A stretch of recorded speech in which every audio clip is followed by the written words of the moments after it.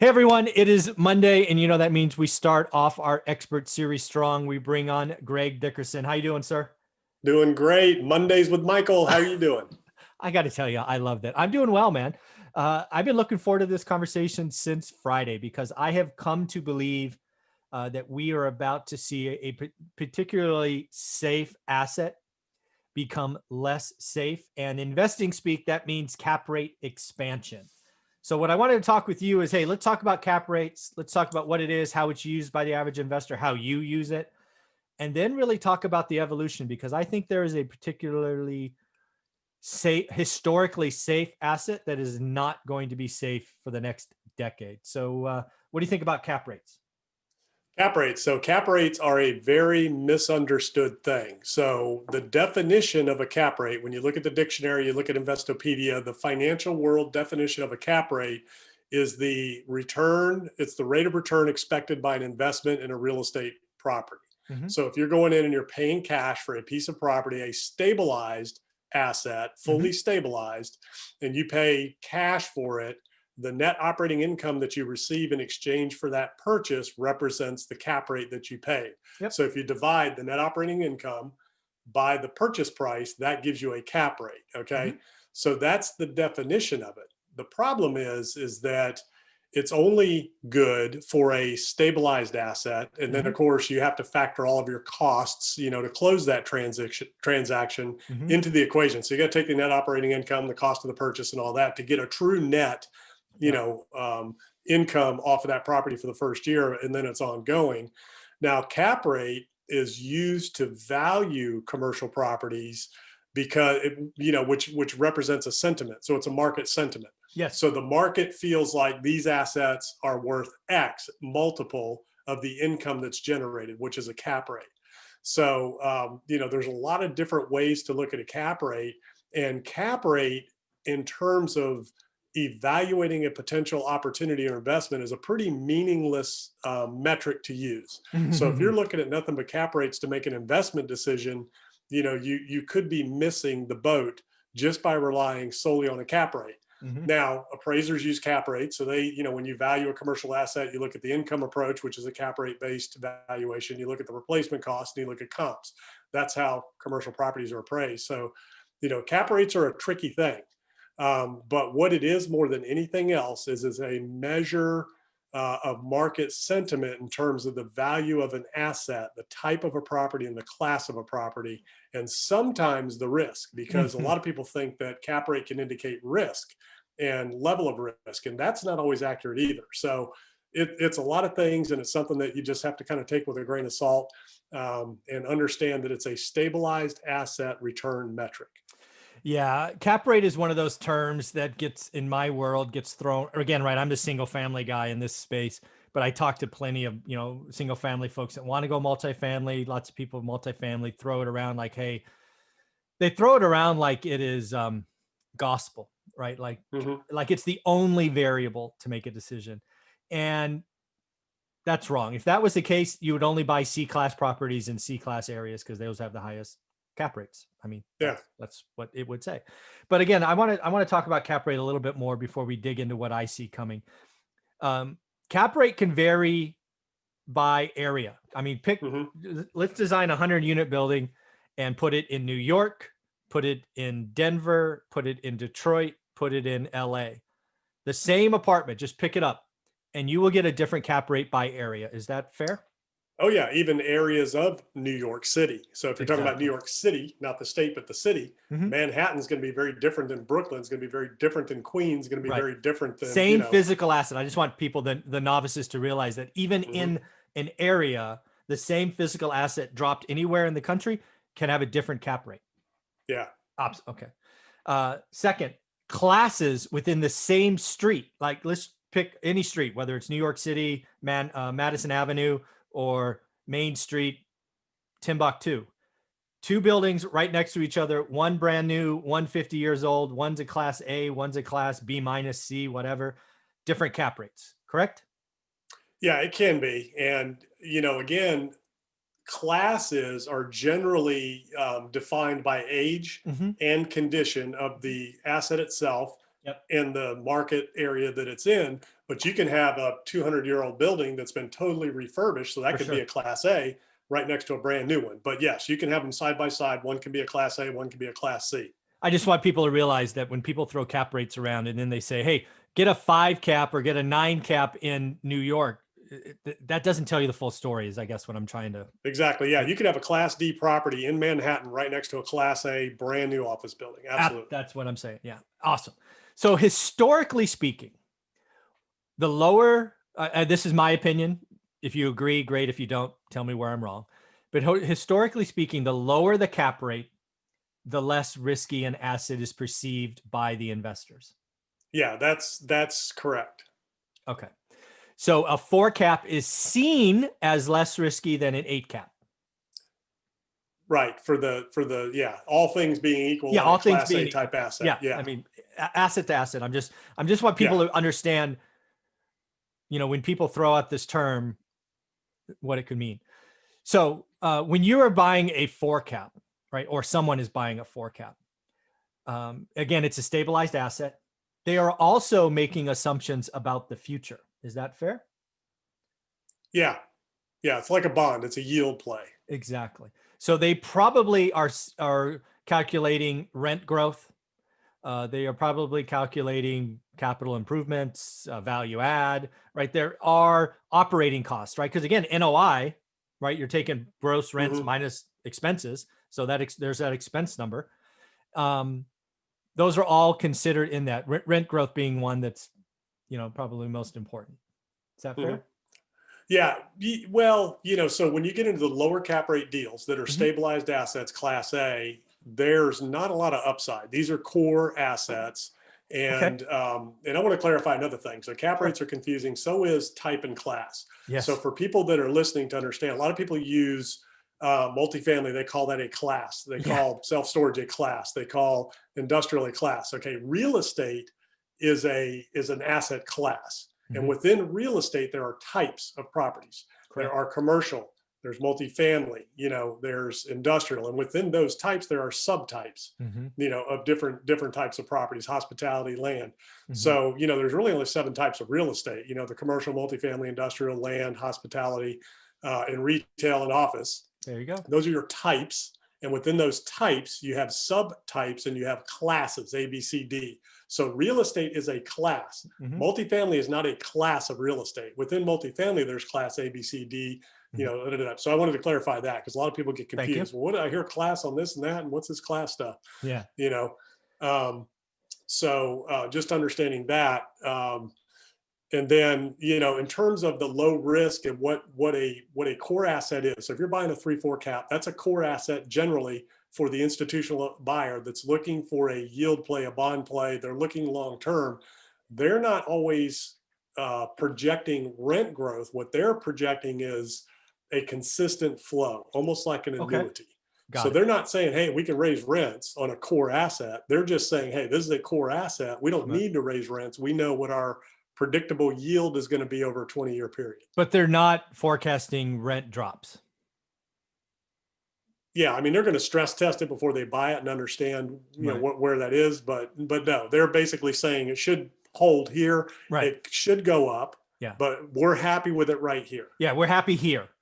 Right. And any upside is great, but the downside, again, it's a core asset. So the downside is relatively protected when they make the acquisition. And they're going to look at it both ways. They're going to have a pro forma that says we should be able to increase rents. We should be able to increase operational efficiencies. Yeah. This, that, and the other to increase the income. Ultimately, the value is based on the income that you generate. Right? But they're also going to stress test the downside. Okay, good. And say, hey, where are we in trouble? And and we'll get into that in a minute and what that means. Based on your video you did the other day about these things losing value and things. Yeah. So my again, I'm going to give you my opinion. Please tell me where I'm wrong. When I think core asset, I think Class A, name brand hotel or name brand apartment building. Peak rents, all the amenities. That's when I think of core asset, right? Hedge fund or an insurance company or whoever's the buyer of these things. It is the primo property, hence the lowest cap rate. Is that fair? Yeah. Is that where core plays? Yeah, in a prime market location. In a prime market, thank you. Yeah. So primary market locations, you have primary, secondary, tertiary. Ah, Primary markets are like, San Francisco, Washington, D.C., Los Angeles. Those mhm, are your big primary core markets with gotcha. core assets. Yeah, Core can also mean urban core, but it's sure. generally core meaning big primary market. Then you have your secondary suburban markets. You Yep, can have Class A assets in there as sure, well. sure. And then you have your tertiary markets, which generally you're not going to see Class A. I mean, they're going to be new assets, but they're not going to typically be your traditional core, what you would call a core Class A asset, which is in a primary market in a major metro. Perfect. Awesome. So now we've got to really where my brain has gone this weekend, and it really, I don't know, scared me, also brought up opportunities. But I was thinking Mhm. about this core markets, and I'll just use San Francisco and New York as examples because I think everybody realizes what kind of pain is going on in those markets. I'm starting to ask myself, what happens if those historically core, least risky markets are suddenly the most risky, right? We are seeing in New York and San Francisco 20% rent drops already. We are seeing record vacancies in both cities. We are seeing 3, 4, 5 months of free rent being offered to re-sign leases. All of that leads me to believe that, first off, top line revenue is going to take significant hits. Second, operating expenses are going to go up because I know managing buildings with turns is more expensive. And then the real kicker is, if these once core assets, lowest cap rates, aren't seen as the riskless asset that they once were, what happens to values? I did a video, I think it was Saturday morning, where I turned $100 million Class A property into a $50 million asset, wiped out the equity entirely, and required a $30 million capital call if the owner wanted to keep it. It's pretty scary stuff. So, uh, am I crazy? I mean, would somebody who owns a core asset like that? I mean, rents are falling in San Francisco and New York, right? I mean, where am I In wrong? certain areas, yeah, in certain areas. And, so again, it's all, location based. Mm-hmm. And when you look at cities now, San Francisco is different. What's driving that is Silicon Valley. Okay. It's those jobs, which are now spreading throughout the country. Yeah, So we are in a world moving forward where you're no longer going to be required to have to live in San Francisco to work for a tech yeah. company in Their Silicon Valley. employers are telling them to leave. They're telling Right. them, like, go. So Manhattan's a little bit different. New York's a little bit Okay. different. San Francisco has unique challenges that New York doesn't have. Okay. Okay. The homeless thing is a big problem in San Francisco. You Oh don't see yeah. that going on in New York. You Okay. don't see people pitching tents on sidewalks at scale, Yeah. in New Every York. overpass in San Francisco has a tent city. Yeah, that's not happening there. Okay. They've got pretty good control over that. And the other thing is it's New York, right? And you're talking about 8 million people. So what Mm, we've seen a couple 100,000 maybe leave the city, So I mean that's not going to put a dent in New York. mm. What you got to watch in New York is more inventory than Exodus. Okay. So Hudson Yards, for everybody who's watching, go Google Hudson Yards and look at that, Yeah. It's millions. It's the massive. largest real estate development in the country ever, vacant. It's a city within New York that's just been built and brought Mm, onto line, vacant office buildings, residential units, mm-hmm. all that kind of stuff. So what you're going to see is you're going to see a lot of these things, the new product being brought online that's going to sit. Mm. Hotels are going to be closing left and right. I mean, the hotel industry's got some major pain coming into next year. If they don't try to clear the books with those assets this year, it's going to be next year. Yeah. A lot of pain in the hotel industry, a lot of pain in the office industry. Residential, I'm not so concerned with No. because it's not enough people yet to Yeah. make a dent at scale Not concerned. the entire market. Now, I don't know about San Francisco. There's a bigger problem there, I think, Yes. Yeah. than there is in New York. But you are seeing a lot of millennials leave New York Mm-hmm. because they're paying exponentially more to live there for the amenities that they can no longer enjoy, Mm-hmm. and they no longer feel safe enjoying because Yeah. again, they generally do a pretty good job with crime in New York, but with the civil unrest that we've seen the last several months, people are starting to feel unsafe. They can't even go out to eat without being accosted, Yeah. by protesters, Yeah. things like that. Not good. So there's a lot of those types of things happening, and it hasn't been so much lately, but that's really concerning people. But I mean, New York's New York, man. There's people that They ain't leaving. They ain't going nowhere. It's the greatest city in the world. Hmm. You know what I mean, in terms of economic activity. Yeah. So what'll happen is, as these assets decrease in price, they'll get to a point where somebody will snap it up because it's an annuity. Yeah. You know, the But building's not hold going on. anywhere. Yeah. So absolutely, there's always a clearing price in good Hmm. assets. But I guess what I'm thinking is, I believe every crisis teaches us something. Hmm. And what I also believe is every crisis um, challenges a once long held belief. For example, the housing crisis, the Great Recession, you and I know near and dear, challenged the mindset that houses only go up, right? Everybody said it, right? Even though we knew logically it wasn't true, but everybody was saying it. I mean, Yeah, every and the cocktail. best investment you're supposed to make is a Yeah. house. I got married in 1990. I was 23 years old, and that's the first thing we did was buy a house. That's what I was told. Yeah, Buy a exactly. house as soon as you can, and buy as much house as you can. Exactly. Max it Stretch. out. Max it out. Yeah. Yeah. So that was the mindset in the Great Recession. I believe a lot of new YouTube entertainers and all of this are looking at today's market and pointing at the last recession and saying, see, it's going to happen again. I've done endless videos the last 10 days and basically saying you idiots are wrong, right? I've even done math to show how stupid they're being, right? Again, just real quick. I did a video yesterday showing how a 6.5% mortgage on 250 grand equates to a 400 grand mortgage at 250. You guys are freaking idiots. It's not going to happen. But where I'm going with this is, the long held belief today that I think is going to be challenged is what we've been calling core or low cap rate assets are riskless Right. or perceived riskless. I see cap rate expansion. And if you take cap rates from 4 to 5, 5 to 6, just at 1 point, it makes a huge difference in value.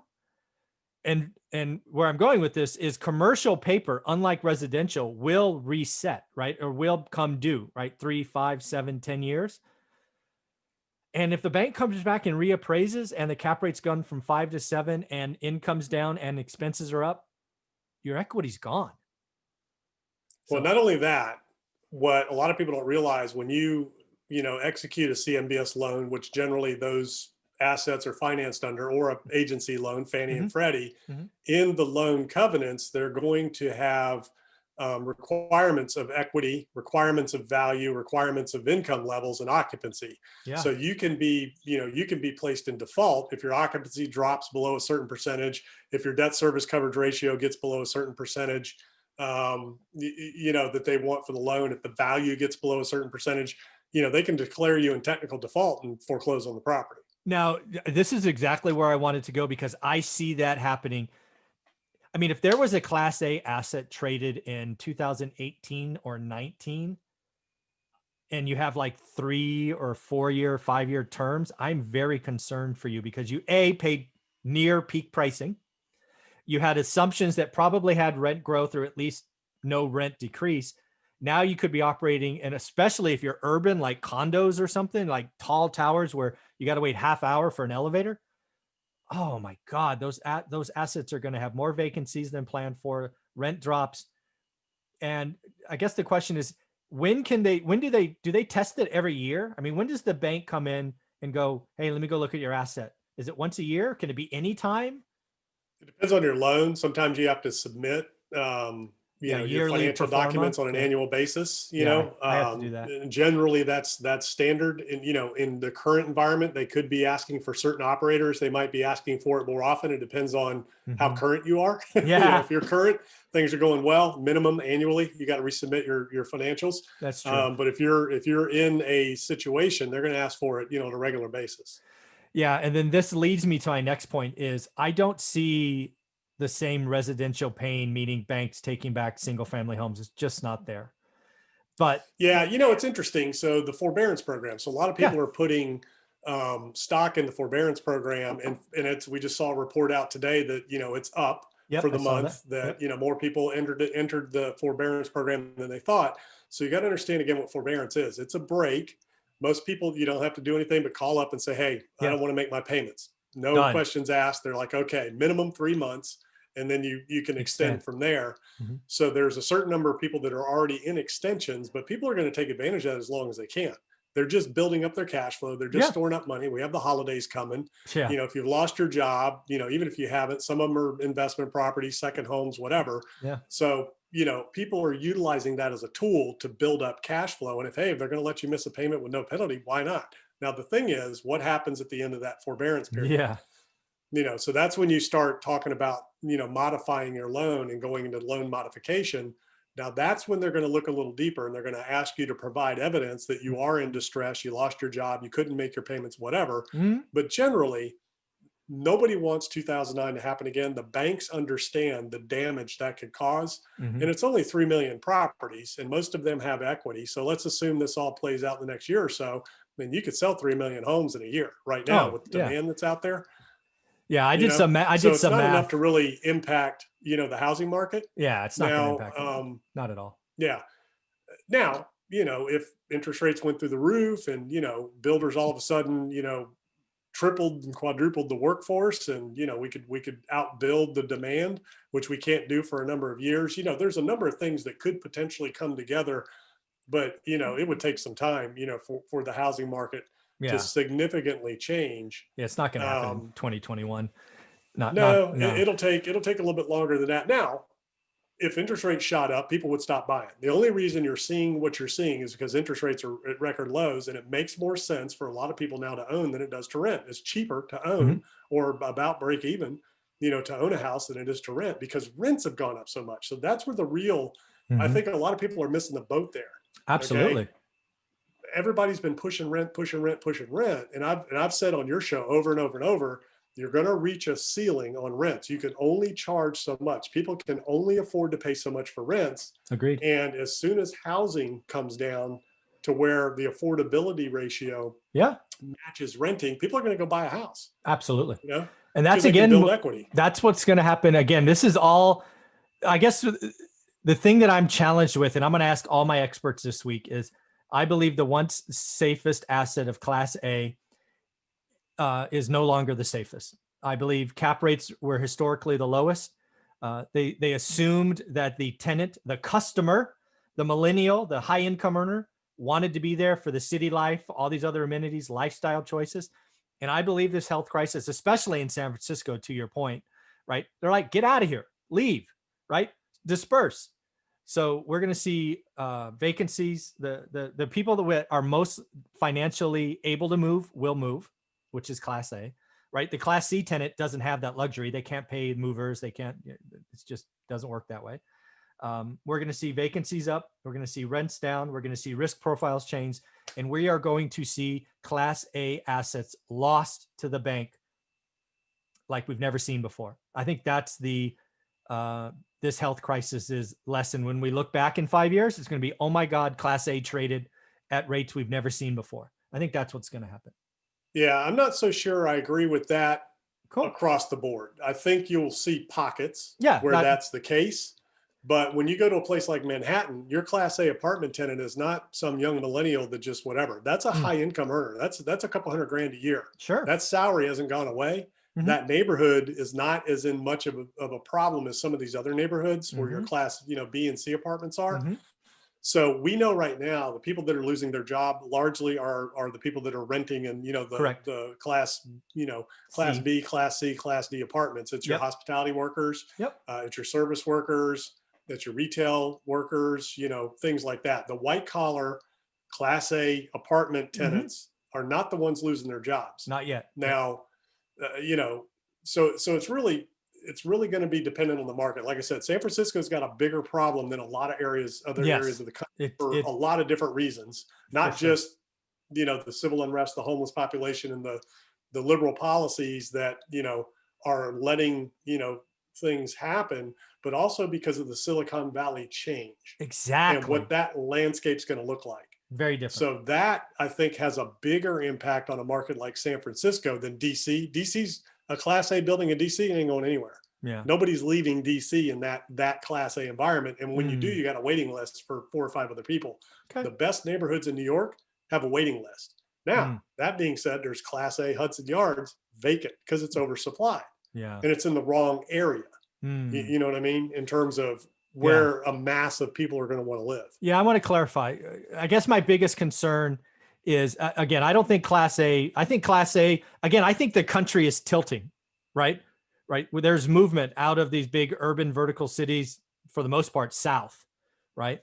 Yeah. And I think again, like Class A in Chicago, it's going to be repriced. I think Class A in San Francisco certainly repriced. I do think New York is going to see some price deterioration. Well, so again, okay, so it's not necessarily the cap rate that needs to change for that to happen. So if the Okay. income drops, it can still be a 4 cap. You're just That's paying true. less because there's less income. That's So fair. that isn't necessarily going to happen, because Manhattan's Manhattan. Okay. That demand for the right assets in that market's not going to change. The question Yeah. is, how much can somebody pay? So when you did your calculation, what you need to look at is Yep. what happens to a 400 unit building that loses $100 a month rent or $500 a month rent across all of those units at the same cap rate.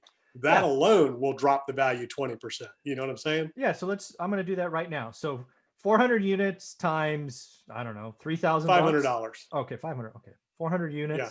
times 500 bucks a month times 12 equals 2.4 million. What do you want to make expenses? Divide that by 4%. Make it a 4 cap. Okay. So that's the NOI is what you're saying. Yeah. Okay. That's what you've lost. Okay. I gotcha. Oh, I see what you're saying. I got it. Yeah. Okay. You've lost $2 million worth of NOI just with a $500 a month. 60 million drop. bucks. Right. So that asset just lost $60 million in value. The cap Ouch. rate didn't have to change. That's cap rate a good didn't have point. to change. You see what I'm saying? So I did not do that. So I should go back and look at that math again. Just assume income came down something, 10%, 5%. Well, that's a $4,000 a month apartment in New York that's now $3,500. That's happening. That's happening. Oh, so that building just lost $60 million in value if all 400 units dropped $500. And the cap rate stayed the same. Wow. Yeah. And You then, see what I'm saying? Oh, for sure. All right. So the cap rates may not necessarily change. A 3 or 4 cap asset will still be a 3 or 4 cap asset, but they're just going to pay now. What's the actual income? Wow. Yeah. Scary. Okay. Now it goes the other way too. So if you buy that asset now at, $60 million less than what, somebody sold it and you get the rents back up, well, now you've increased $60 million. Yeah. You didn't do anything but raise rent. So that's why the value add game is so popular, because it's been that easy to do. Yeah. You buy an apartment that's renting 200 units for $1,000 a month. You raise that rent. Do this real quick. Okay. Take $100 a month times 200. All right. 1 sec. So 100 times 200, that's 20 grand. Divide that by 5.5%, 5.5 cap. Divided by 0.055. So that's 363 grand. Okay. I didn't times it by 12. Yeah. You do nothing else. You get 200 unit building. You buy it today. At the end of the year, you've raised all the rents, $100. That's all you've done. Nothing else. You've all of a sudden increased the value of that asset by 360 grand if the market is a 5.5 cap for that asset. Actually, let me. I didn't do it right. So I only did once a month. I should do yeah, that wasn't annual. Yeah, I thought, it was kind of low. Yeah, sorry. So $100 times 12. Maybe $1 million. Yeah, times 200. You said right? Equals 200 units, $100 a month. Yeah, that makes more. Yeah, 4.4 million. Yeah, 4.4. So that's the whole game, right? But again, I guess the big fear. So yeah, you're right.